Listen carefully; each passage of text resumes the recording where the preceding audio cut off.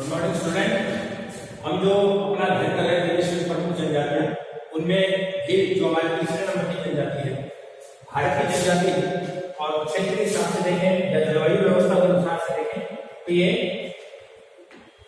मानसूनी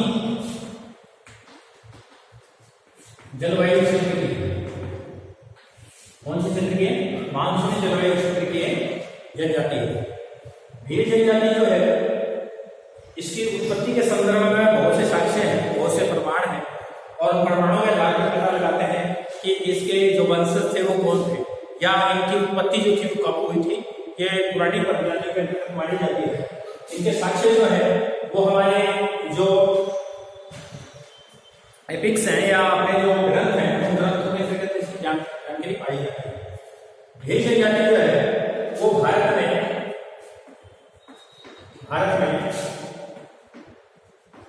संथाल, गौंड के बाद तीसरे स्थान पर भील है।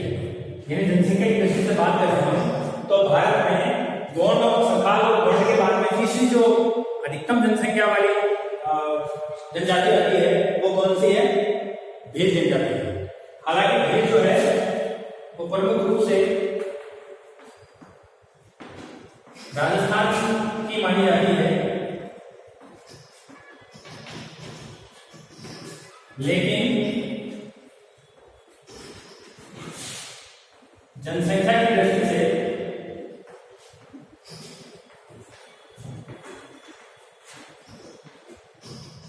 राजस्थान में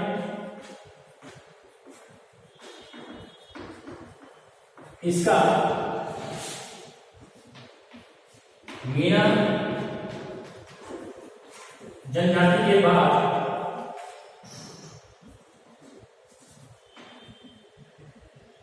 द्वितीय स्थान है।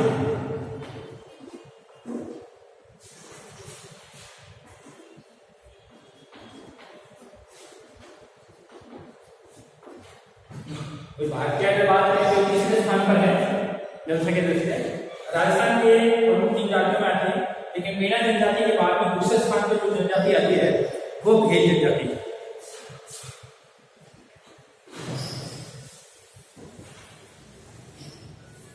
अब भील जनजाति के उत्पत्ति की अगर बात करें, उत्पत्ति के संदर्भ में अगर बात करें तो बहुत से जुबान मालूम है, क्योंकि ये भील जो होते हैं वो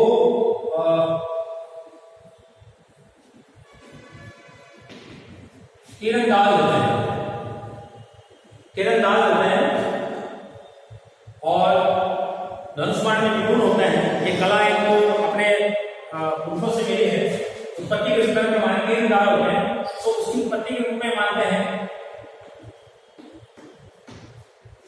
द्राविड़ियन भाषा में एक शब्द आता है गिलू या गिलू,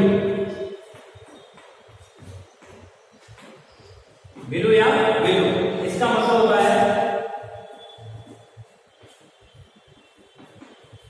तीरंदाज। इसलिए इन माना में गिलू का उत्पत्ति तीरंदाज होता है, तीरंदाज होता है, इसलिए भील की उत्पत्ति जो है वो द्रविड़ भाषा के गिलू से मानी गई है। इसके साथ ही संस्कृत में क्रिया मूल में एक शब्द आया है भेदना। तो भेदने का तात्पर्य तीर से किसी चीज को भेजा जाता है, तीर से किसी क्षेत्र को भेजा, किसी इंसान को भेजा जाता है, जानवर को भेजा जाता है, तत्वों को भेजा जाता है।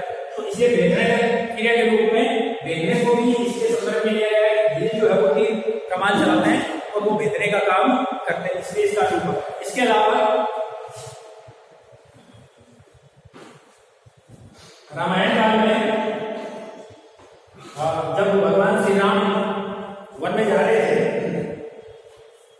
तो सबरी जो है वो भी भिलिनी, सबरी जो है भिलिनी, तो उन्होंने भगवान राम को अपने जूठे बेर खिलाए थे, ठीक है ना। तो ये इससे भी इसका एक स्वरूप मिल के आता है।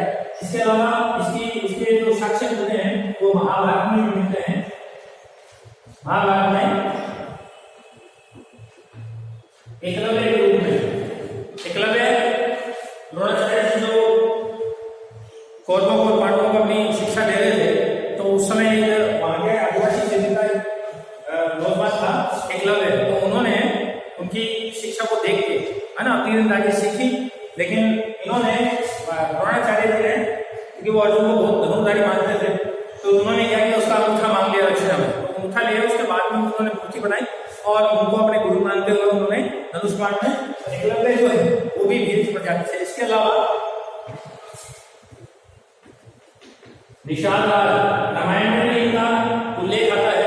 रामायण में क्या है कि जब श्री रामचंद्र जी वनवास के लिए नदी पार करके दूसरे क्षेत्र में जाते हैं, तो वो पूरा क्षेत्र निषाद राज का क्षेत्र आता है, निषाद राज्य आता है।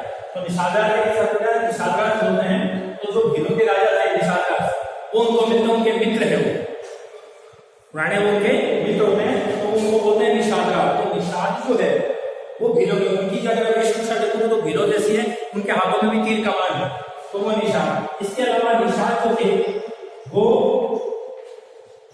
महादेव के पुत्र थे, महाराज के पुत्र थे, और इन्होंने क्या किया कि महादेव की जो सवारी थी नंदी, उसका क्या कर दिया, वध कर दिया। इससे ये जो है क्रोधित हो गए और उन्होंने उनको वन जाने के लिए दंड दे दिया कि आप वनों में हो।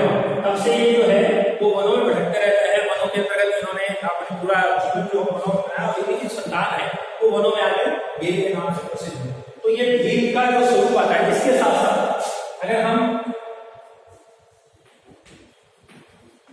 ऐतिहासिक परिप्रेक्ष्य में जाएं, अगर हम ऐतिहासिक परिप्रेक्ष्य में जाएं, तो उसमें भी हम कहते हैं कि जब महाराणा प्रताप और बाबर के बीच युद्ध हुआ था, महाराणा प्रताप और बाबर के बीच जब युद्ध हुआ था, महाराणा प्रताप और बाबर के बीच में जब अकबर के बीच में जब युद्ध हुआ था, अकबर के बीच में जब युद्ध हुआ था, तो उस समय का जो मेवाड़ राजा था, तो मेवाड़ राजा ने जो अरावली श्रेणी में आदिवासी निवास करते थे, उन्होंने महाराणा की सहायता एवं सहयोग किया। ये जो बात थी वो राजस्थान के इतिहास को लिखने वाले कर्नल जेम्स टॉड ने लिखी। इन्होंने कहा कि जब महाराणा प्रताप के बीच में युद्ध हुआ था, तो उस समय की जो महाराणा प्रताप की राज्य था मेवाड़, उसके क्षेत्र में आने वाले अरावली श्रेणी के अंतर्गत जो रहने वाले लोग थे, चित्तौड़गढ़ उदयपुर वाला जो हिस्सा, खबासपुर डूंगरपुर वाला हिस्सा जो था, इसके अंतर्गत निवास करने वाले लोग थे, उन्होंने महाराणा प्रताप की उस युद्ध में सहायता की, सहयोग किया। ठीक है ना, उस युद्ध में उन्होंने बढ़ चढ़कर हिस्सा भी लिया। ये जो बात आती है, तो ये कहते हैं कि ये जो भील जनजाति है ये परिश्रमी है, योद्धा के रूप में जानी जाती है। तो इन सब साक्ष्यों से पता चलता है कि भील जनजाति जो है उसकी उत्पत्ति कैसे है।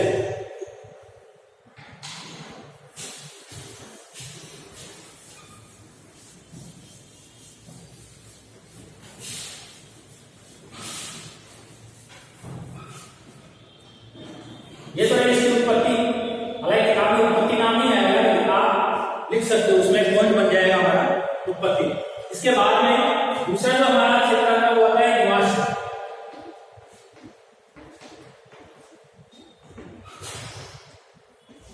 निवास ये कहाँ की जनजाति है?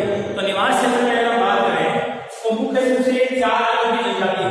4 राज्यों में पहले प्रमुख रूप से राजस्थान में, इसके अलावा 4 राज्यों की वैल्यू है। उसमें है राजस्थान,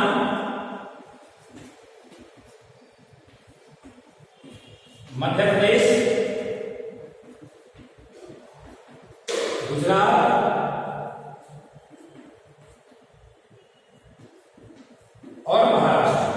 4 राज्य हैं, 4 राज्यों में इनका निवास स्थान है और प्रमुख रूप से इनका निवास स्थल है वो ये मानसूनी जलवायु वाले क्षेत्र में है। इसका जो निवास स्थल है वो होता है मानसूनी जलवायु वाले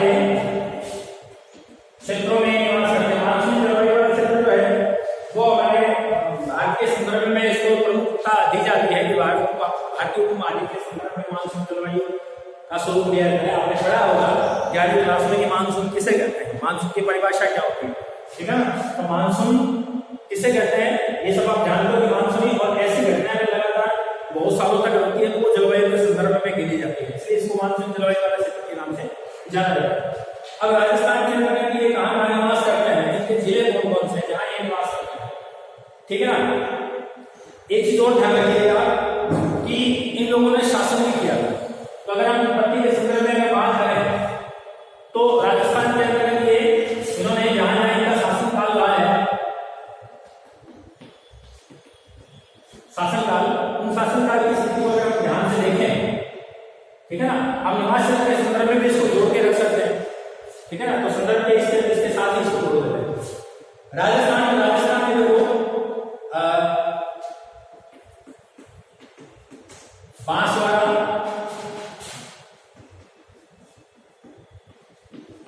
डूंगरपुर, उदयपुर, चित्तौड़गढ़ आदि जिलों में इनकी प्रमुखता है। ये प्रमुख क्षेत्र में है। मध्य प्रदेश की तरफ बात करें तो धार, झाबुआ,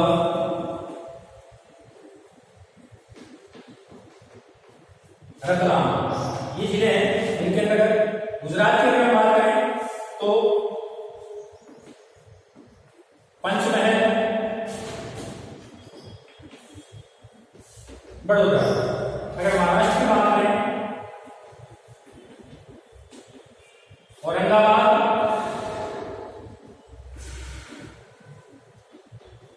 अहमदनगर,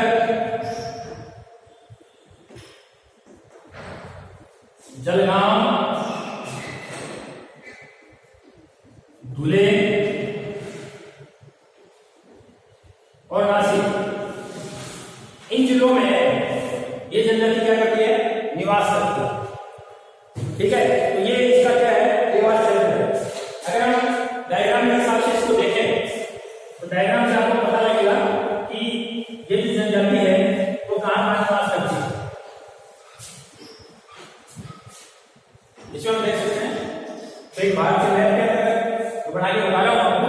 तो भारत के मैप में आप ये देख सकते हैं कि इनकी स्थिति क्या है, क्योंकि भारत के मैप में कई बार पूछ लेते हैं कि भील जनजाति को मानचित्र में दर्शाइए, तो 1 नंबर का जो हमारा क्वेश्चन है वो सही हो जाता है।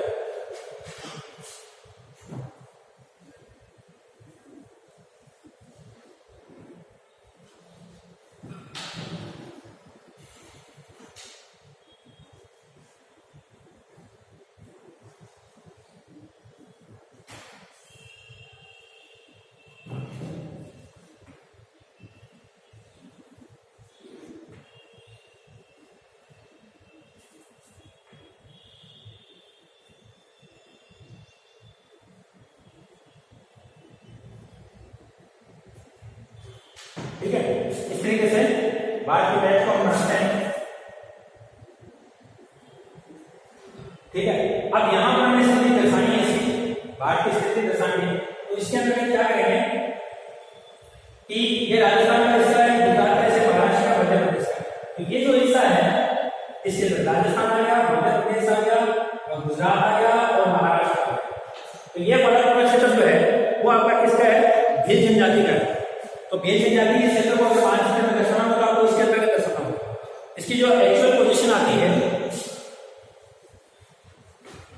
कि कहाँ किस तरीके से है, तो अपना जो दक्षिणी राजस्थान का हिस्सा है, ठीक है ना, पूर्वी गुजरात का हिस्सा, उत्तर पूर्वी महाराष्ट्र का हिस्सा, ठीक है ना, दक्षिण पश्चिमी और पूर्वी मध्य प्रदेश का हिस्सा।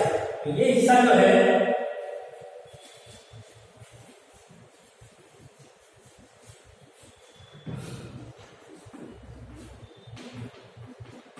भील क्षेत्र है, आर के मैप में ये क्या है, नील क्षेत्र को इसमें दर्शाया गया है। ठीक है, समझ में आया आपके? नील क्षेत्र को आपको यहाँ पर दर्शाना है। गौड़ जनजाति है वो इधर आएगी, जब गौड़ जनजाति करेंगे तो उसका दोनों पास पास ही है, लेकिन वो यहाँ और ये यहाँ है। ठीक है, तो इसको थोड़ा सा आपको ध्यान रखना है। तो बेल जनजाति के रूप में अगर हम इसके निवास क्षेत्र के रूप में माना गया है, तो मानचित्र से हमने देखा कि इन राज्यों में अगर जनसंख्या का क्या है, स्वरूप पाया जाता है। ठीक है,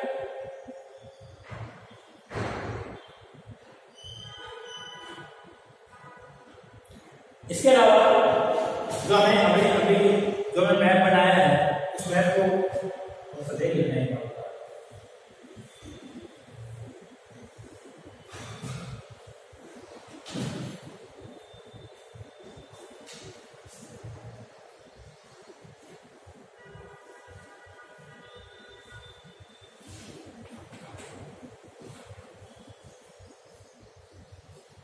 ये जो हिस्सा हमने बनाया है ये वो हिस्सा है, दुर्गम क्षेत्र है, पहाड़ी क्षेत्र है, वनीय क्षेत्र है।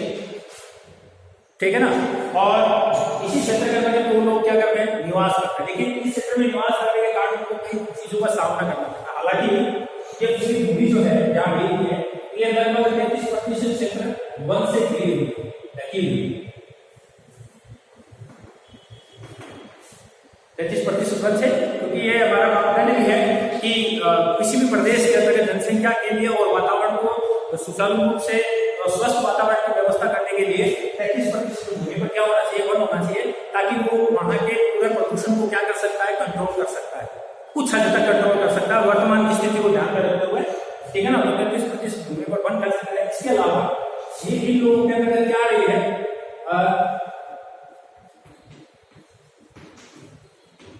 अनाच्छादित पहाड़ियां हैं। वन तो है लेकिन अनाच्छादित पहाड़ियां हैं, पहाड़ियां अनाच्छादित है तो बरसात के समय में लैंडस्लाइड होने का खतरा रहता है। ठीक है ना, भूमि जो होती है वो कटनी शुरू होती है, पहाड़ी शिखर जो होते हैं वो कट करके नीचे आने शुरू होता है, अनाच्छादित पहाड़ी होती है, पानी निर्बाध रूप से तेज गति से नीचे की ओर आता है।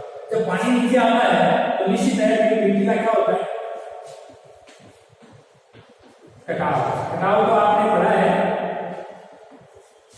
अपरदन, कटाव को आपने क्या पढ़ा है, अपरदन पढ़ा है। तो मिट्टी का क्या होता है, अपरदन होता है। जैसे जो मिट्टी है वो आगे की सकती है, क्योंकि अभी हम आगे बढ़े हैं कि ये खेती के साथ साथ अब कृषि करना प्रारंभ कर दिया। तो कृषि के लिए इनका सबसे इंपॉर्टेंट चीज ये होगी जब इनको मिट्टी की आवश्यकता पड़ने लगी। और मिट्टी क्या है, पहाड़ी आसानी है। ठीक है, नीचे जल नीचे आता है तो नीचे की जो स्वरूप के अंदर मिट्टी होती है उसको भागकर आगे ले जाता है।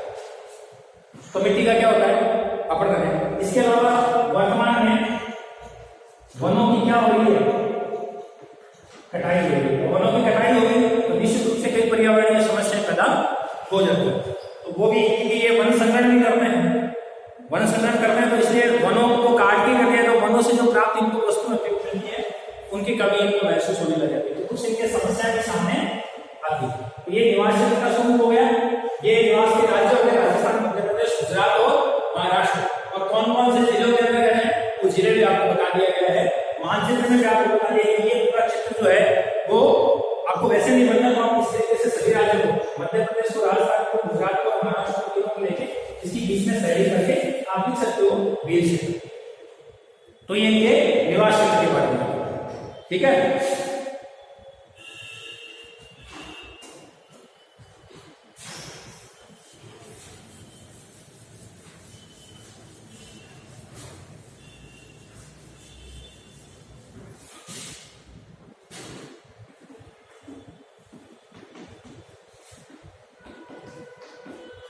अब इनके आती है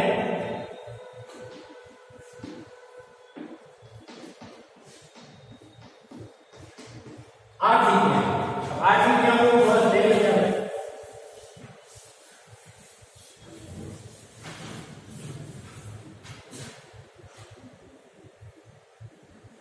आर्थिक न्याय, आर्थिक न्याय के अंदर क्या कहते हैं, ये परम रूप से तो स्वीकार्य होती है। इनकी आर्थिक क्रियाएं होती है, जीवन यापन की जो क्रियाएं की जाती है उनको आर्थिक क्रियाएं कहते हैं। सीधा सा अर्थ है, आर्थिक क्रिया क्या कहती हैं, जीवन यापन के लिए की गई क्रियाओं को आर्थिक क्रियाएं कहते हैं। और जिस आर्थिक क्रिया से व्यक्ति को आय प्राप्त होती है उसे व्यवसाय कहते हैं। समझ आया? व्यवसाय की भी इसमें मैंने परिभाषा इसको थोड़ा सा स्पष्ट और शाब्दिक अर्थों में इसको बता दिया। आर्थिक क्रियाएं क्या होती हैं? वे क्रियाएं जिनसे मानव अपनी जीवन की आवश्यकताओं की क्या करता है? पूर्ति करता है। जीवन की आवश्यकताओं का या जीवन यापन करता है, ये सभी क्रिया क्या कराएगी? आर्थिक क्रिया कराएगी। और उन आर्थिक क्रियाओं से अगर व्यक्ति को आय प्राप्त हो जाए तो वो जो क्रिया कर रहा है वो उसका व्यवसाय बन जाता है। इसलिए व्यवसाय की परिभाषा ये है कि मानव के द्वारा की गई आर्थिक क्रियाओं से जब आय प्राप्त होने लग जाए तो वो आर्थिक क्रिया व्यवसाय में परिवर्तित हो जाती है, उसको व्यवसाय बोल देते हैं। ठीक है, तो ये आर्थिक क्रिया है। अब आर्थिक क्रियाओं में ये क्या करते हैं? वनों का संग्रहण करते हैं, शिकार करते हैं, ठीक है ना, कृषि करते हैं। सबसे इंपॉर्टेंट चीज क्या होगी? कृषि करते हैं। महिलाएं जो होती है वो फल फल जो होते हैं उनको इकट्ठा करते हैं, है ना, दूसरे क्षेत्रों के अंदर क्या करते हैं? उनको बेचते हैं। तो वो बड़ी आर्थिक क्रियाओं के रूप में उनके भरण पोषण के लिए भी और अन्य वस्तुओं को खरीदने के लिए उन वस्तुओं को क्या करते हैं? बाजार में आसपास में जो भी हाट लगी होती है उनके अंदर क्या करते हैं? बेचने का काम करते हैं। तो आर्थिक क्रियाओं में जो पहला हमारा आएगा वो आता है आखेट। पहला जो हमारा बिंदु आएगा वो क्या आएगा?